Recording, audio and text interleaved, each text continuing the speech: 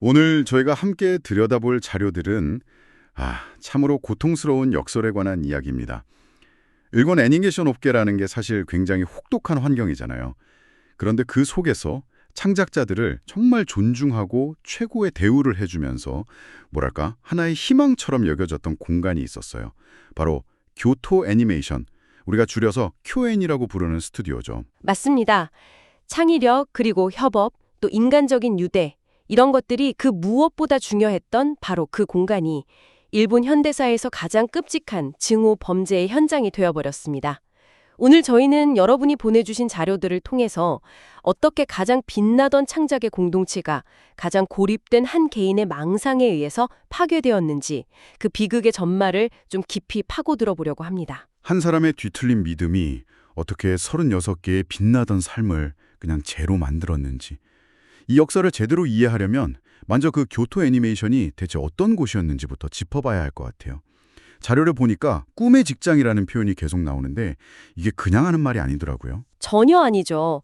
특히 일본 애니메이션 업계의 현실을 생각하면 더욱 그렇습니다. 보통은 이제 프리랜서들을 중심으로 프로젝트 단위로 움직이거든요.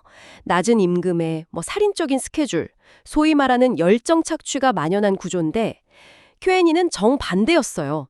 대부분의 직원을 정규직으로 고용하고 업계 최고 수준의 급여랑 복지를 제공했죠. 심지어 자체적으로 애니메이터를 키우는 학교까지 운영하면서요. 와, 그러니까 단순히 돈 버는 회사를 넘어서서 사람을 키우고 함께 성장하는 하나의 공동체, 거의 가족 같은 그런 분위기였겠네요? 정확합니다. 그렇기 때문에 한 번 입사하면 20년 이상씩 근속하는 핵심 인력들이 정말 많았고요. 그들 사이의 그 끈끈한 유대감이 목소리의 형태나 K온 같은 Q&A 특유의 섬세하고 따뜻한 작품 세계를 만들어낸 원동력이었던 거죠. 그래서 이 비극이 그냥 한 회사의 비극이 아니라 업계의 그 열악한 구조에 대한 어떤 대안, 희망이 불타버린 사건으로 받아들여지는 거군요. 네, 바로 그겁니다. 사건이 일어난 제1스튜디오는 바로 그 심장부였고요. 캐릭터 디자인, 작화, 연출 같은 핵심 작업이 전부 거기서 이루어졌다고 해요. 근데 이렇게 중요한 곳에 보안이 너무 허술했다는 점이 좀 충격적이었어요. 직원용 카드키조차 없었다고요? 그게 바로 Q&A가 가졌던 신뢰의 역설 같은 겁니다. 물론 일본의 낮은 범죄율에 대한 믿음도 있었겠지만 그보다는 그들의 그 개방적이고 협력적인 문화가 반영된 거였죠. 누구든 자유롭게 드나들면서 아이디어를 나눌 수 있는 분위기. 그들을 특별하게 만들었던 바로 그 신뢰와 개방성이 역설적으로 그들을 무방비 상태로 만든 셈이죠. 그리고 2019년 7월 18일 오전 10시 30분 그 신뢰의 공간으로 아기가 들어섭니다. 자료에 묘사된 걸 보면 한 남자가 바퀴 달린 카트를 끌고 들어왔을 때 처음엔 아무도 이상하게 생각하지 않았대요. 네, 관계자라고 관계자라고 생각했겠죠. 그는 누구랑 눈도 마주치지 않고 카트에 실려있던 통을 열어서 액체를 붓기 시작했습니다. 직원들이 뭐 하는 거냐면서 저지하려 하니까 그 사람들한테도 액체를 뿌렸고요. 그게 휘발유라는 걸 깨닫는 데는 그리 오랜 시간이 걸리지 않았습니다. 그리고 라이터에 불을 붙였죠. 여기서부터의 기록은 정말 비현실적이에요.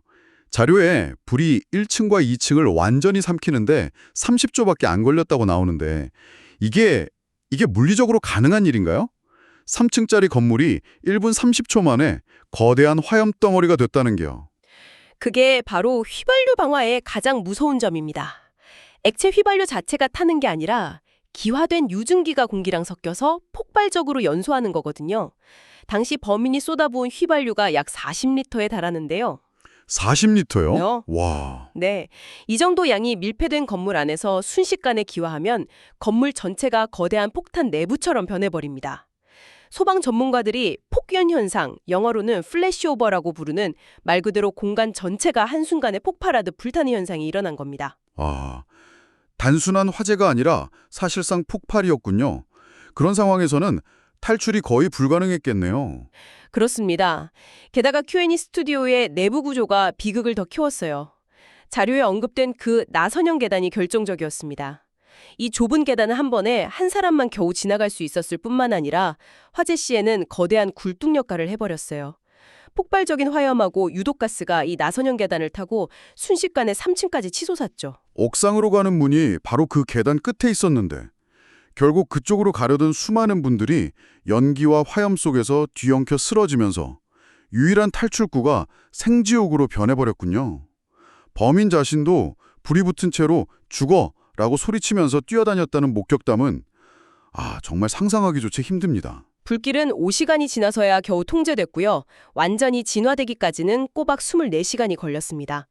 일하던 70명의 직원 중에 36명이 사망하고 34명이 끔찍한 화상을 입었습니다. 자료를 보면서 가장 마음이 아팠던 부분이 희생자 대부분의 사인이 질식이 아니라 전신 화상이었다는 점이에요. 마지막 순간까지 의식을 잃지 않고 그 끔찍한 고통 속에서 탈출을 시도했다는 의미니까요. 시신 훼손이 너무 심해서 신원 확인조차 어려웠고 결국 DNA랑 치과 기록을 대조하고 나서야 가족품으로 돌아갈 수 있었다고 합니다. 그리고 그 희생자 명단을 보면 이 사건이 쿄엔이, 더 나아가서 일본 애니메이션계에 얼마나 치명적인 상처를 남겼는지 알 수 있습니다. 색채 설계의 전설이었던 49살의 이시다 나오미 씨, 여러 작품의 감독이었던 47살의 타케모토 야스히로 같은 핵심 인력들이 다 포함되어 있었죠. 특히 61살의 키가미 오시지 감독님 이름이 있었을 땐 정말. 그분은 아키라, 반딧불이의 묘 같은 작품에 참여한 말 그대로 일본 애니메이션의 살아있는 역사 같은 분이잖아요. 이건 단순히 인명피해를 넘어서 업계 전체의 소중한 자산과 역사, 그 기술과 노하우가 한순간에 사라져버린 거네요. 맞습니다. 단순한 인력 손실이 아니라 수십 년간 쌓아온 창작의 DNA, 그리고 후배들에게 전수되어야 할 지식이 통째로 증발한 겁니다. 그래서 많은 사람들은 이 사건을 쿄엔이에 대한 참수 공격 같았다고 표현해요. 회복이 거의 불가능한 수준의 타격이었죠. 이 모든 참극을 일으킨 범인 41살의 아오바 신지는 현장에서 체포됐습니다. 그 역시 전신 90%의 심각한 화상을 입고 의식 불명 상태였고요. 그리고 여기서 이야기는 또 하나의 좀 기이하고 복잡한 국면으로 접어들게 됩니다. 상황이죠. 의료 윤리에 따라서 의료진은 그를 살려야만 했습니다. 특히 당시 기증 피부는 다른 화상 피해자들한테 우선적으로 돌아가야 했기 때문에 의료진은 아오바에게 일본 최초로 인공 배양 피부를 전신에 이식하는 대수술을 감행했어요. 피해자들을 위해 쓰여야 할 자원을 쓸 수 없으니까 최첨단 기술을 동원해서라도 범인을 살려내야 했다.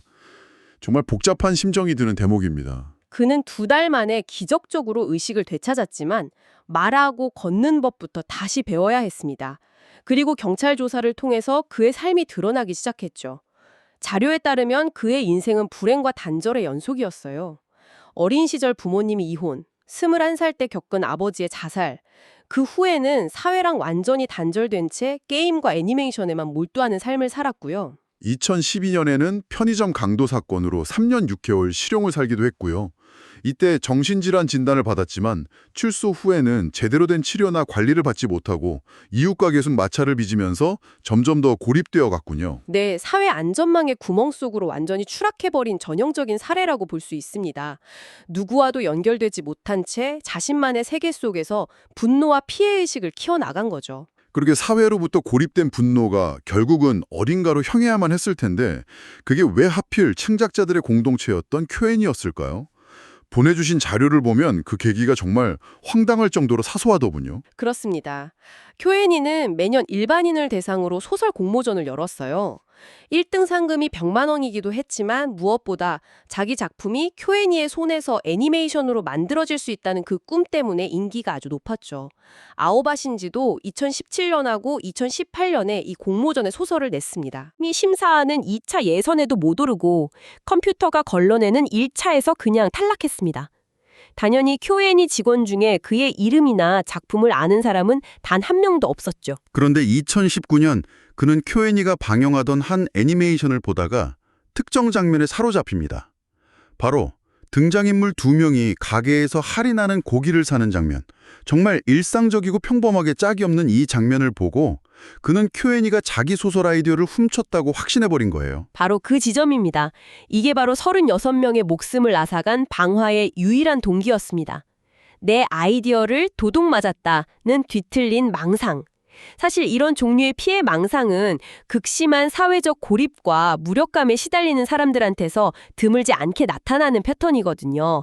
거대한 조직이나 사회가 나를 감시하고 박해하고 내 것을 빼앗아간다는 그런 서사를 만들어내는 거죠. 그 망상 속에서 자신은 더 이상 무력한 개인이 아니라 거대 악에 맞서는 비운의 주인공이 되니까요. 아, 자신의 실패와 불행을 외부 탓으로 돌릴 거대한 적이 필요했고 그 대상이 하필 QN이었군요. 사건 1년 전부터 스튜디오에 협박 메일을 보내는 등 그의 망상은 이미 오래전부터 QN이를 향하고 있었고요. 맞습니다. 그에게 QN이는 더 이상 꿈과 희망을 만드는 창작 집단이 아니었습니다. 자신의 재능을 훔치고 자기를 무시한, 파괴해야 할 적이었을 뿐입니다. 가장 협력적인 공동체가 가장 고립된 개인의 망상 속에서 가장 사악한 존재로 둔갑해버린 그런 비극이죠. 한 사람의 뒤틀린 망상이 현재 세계에 얼마나 끔찍한 파괴를 가져올 수 있는지 정말 극명하게 보여주는 사건입니다. 아오바 신지의 재판은 그의 건강 문제로 오랫동안 지연됐지만 결국 사형이 선고될 가능성이 매우 높게 점쳐지고 있습니다. 이 사건은 우리에게 정말 불편하고 어려운 질문 하나를 남깁니다. 한 사람의 생명을 살리기 위해서 사회는 최첨단 의료기술과 막대한 자원, 수많은 사람의 노력을 쏟아부었습니다. 그런데 바로 그 사회가 법의 이름으로 동일한 사람의 목숨을 빼앗으려고 하고 있죠. 살리기 위해 모든 노력을 다한 생명을 다시 죽여야 한다는 모순이네요. 그렇습니다. 물론 그의 죄는 용서받을 수 없지만 이 과정은 우리에게 생명의 가치란 무엇인지, 법과 의학의 역할은 어디까지인지에 대해 근본적인 질문을 던집니다. 정답이 있는 문제는 아니겠지만 여러분께서도 이 지점에 대해 한 번쯤 깊이 생각해 보시는 그런 시간이 되었으면 합니다.